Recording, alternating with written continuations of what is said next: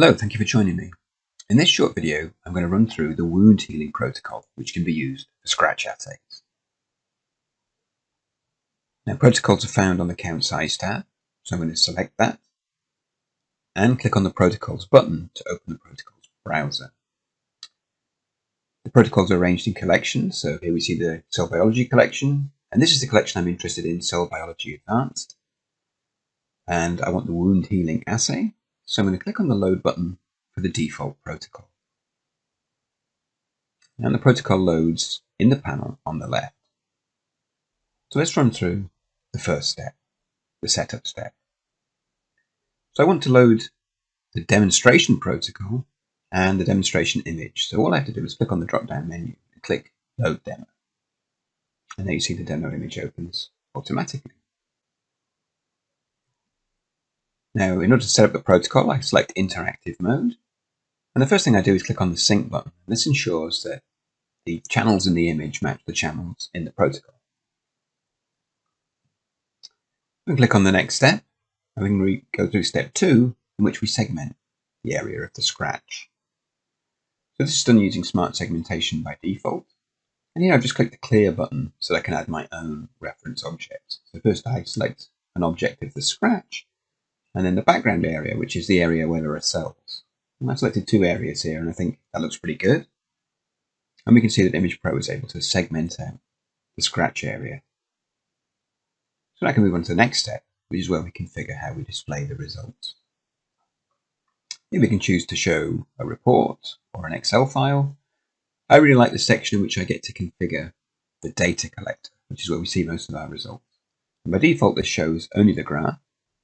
I also like to see the heat map, so I'm going to select that, and I'm going to set it to show me the area of the scratch.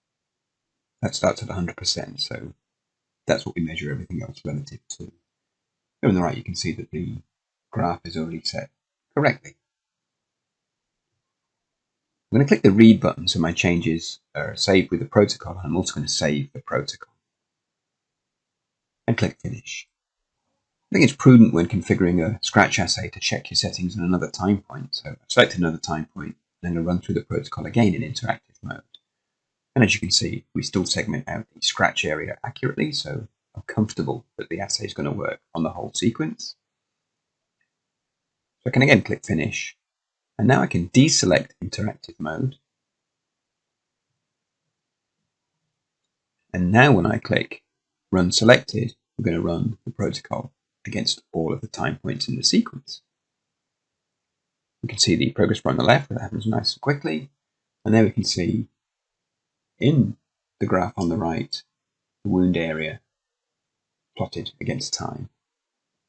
And in my heat map, again, you're seeing the wound area against time. Let's take a look at the data collector.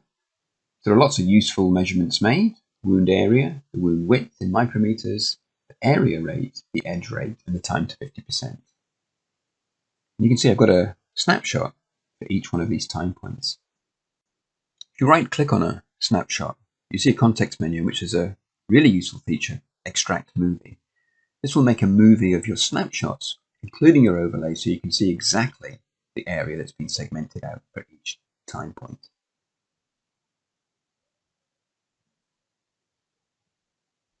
So there we go. You can see it's nice and easy to generate powerful results using the wound healing assay. I hope you found the video helpful. If you have any questions, please contact Media Cybernetics, and we'll be very happy to help.